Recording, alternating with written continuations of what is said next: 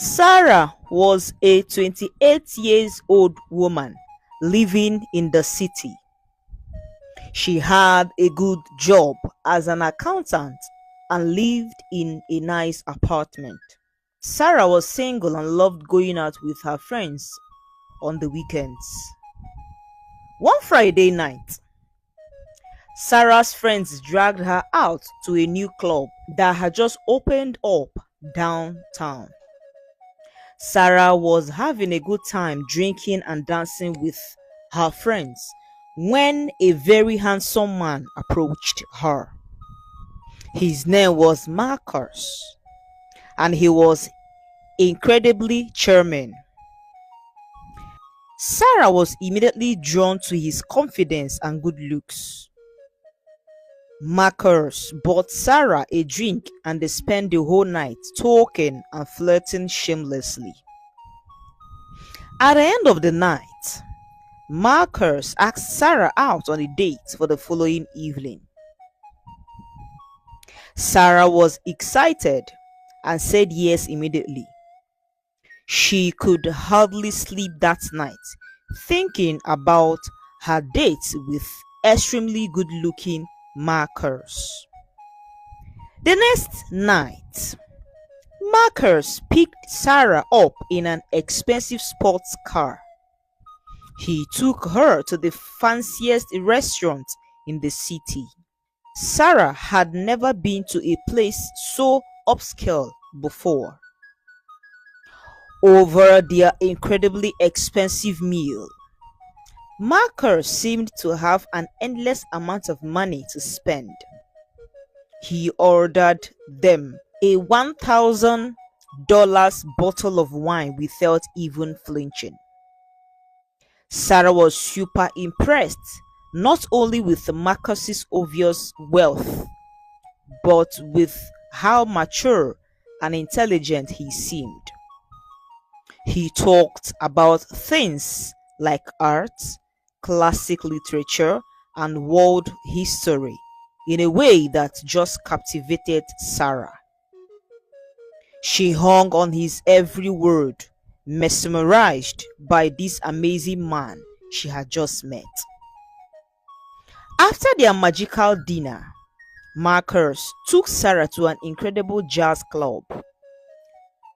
They listened to the live band play while sipping expensive cocktails.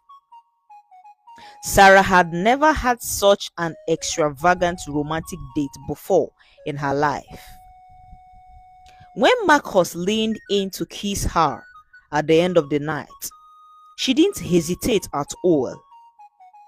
Over the next few weeks, Sarah and Marcus's relationship moved extremely quickly. Marcus swept Sarah off her feet with luxurious gifts, trips, and undivided attention. Within a month, they had moved in together into Marcus's huge mansion on the edge of the city. Sarah had never seen a house so massive and lavishly decorated before.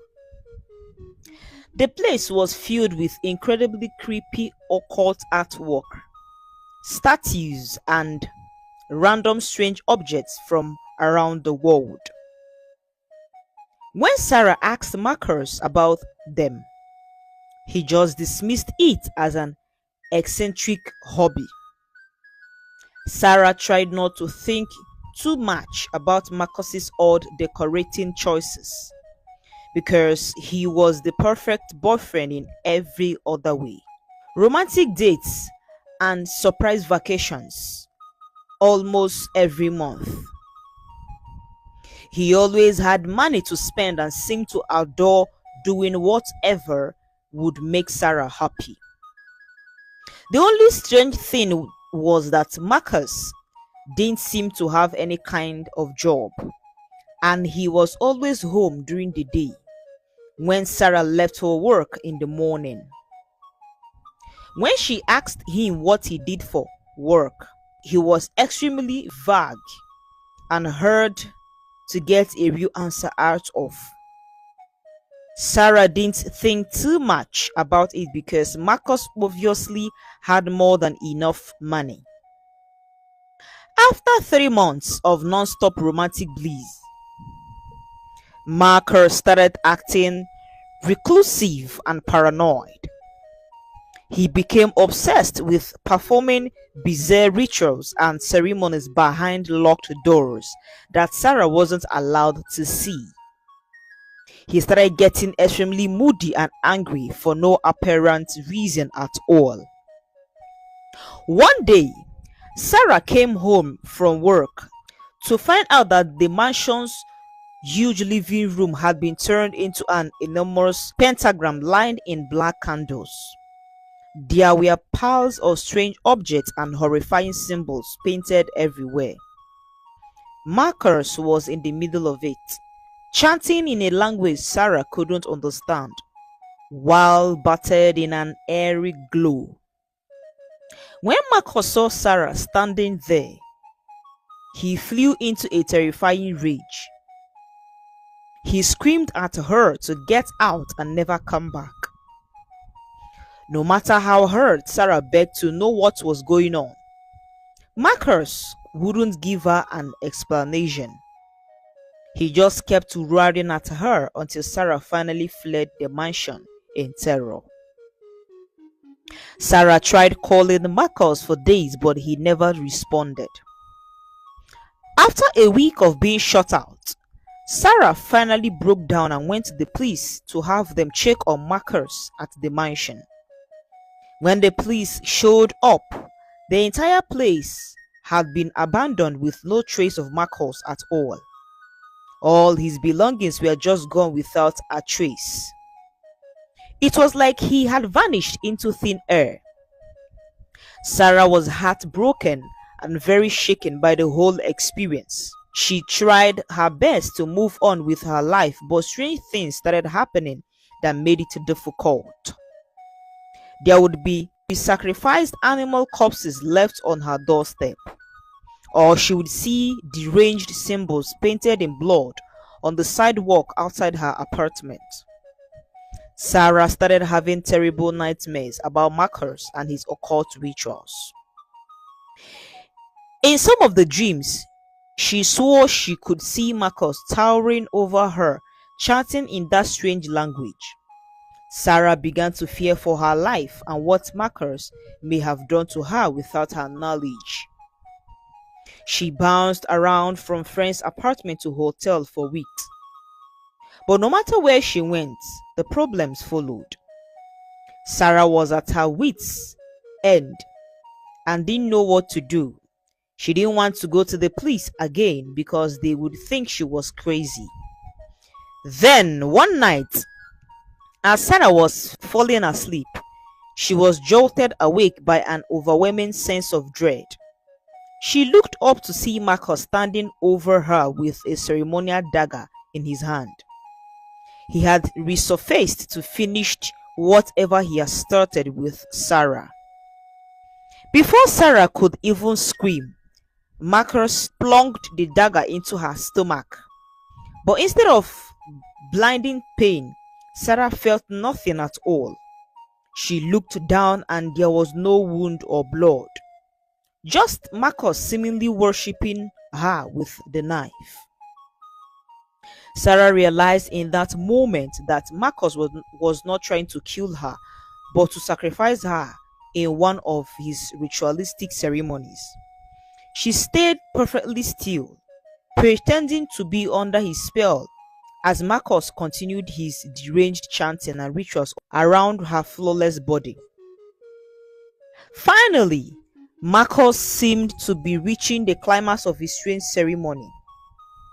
Just before he raised the dagger to attempt a real sacrifice of Sarah's life, Sarah made her move, summoning every ounce of strength she had.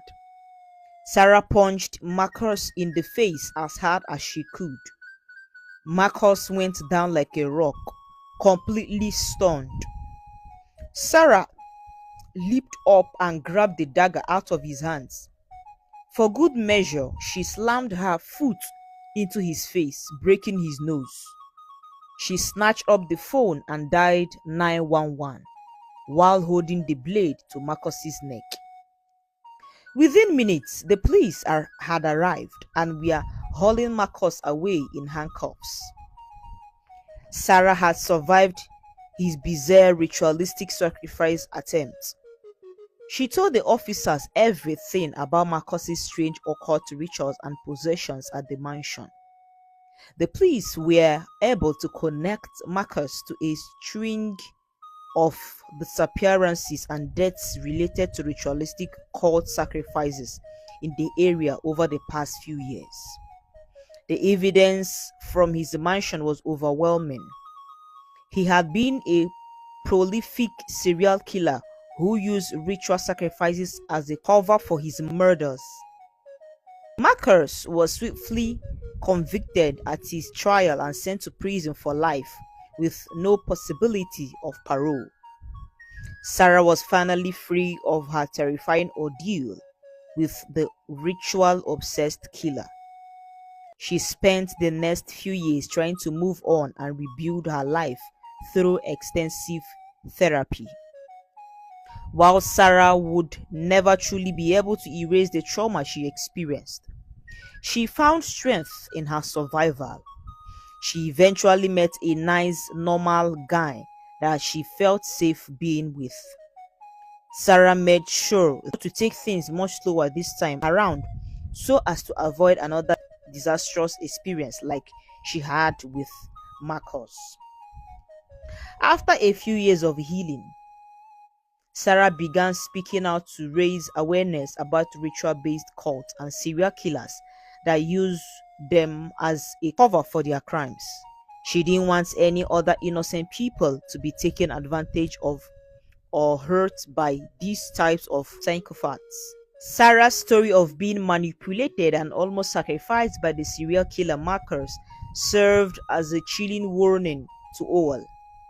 It showed how easily even the smartest people can be deceived by a calculating killer hiding behind a mask of charm and wealth. Through Sarah's experience was the stuff of nightmares, she turned it into a driving force for good. She helped ensure that no person would have to suffer what she went through because of a dangerously disturbed individual like Marcus again. A royal mouth, juicy.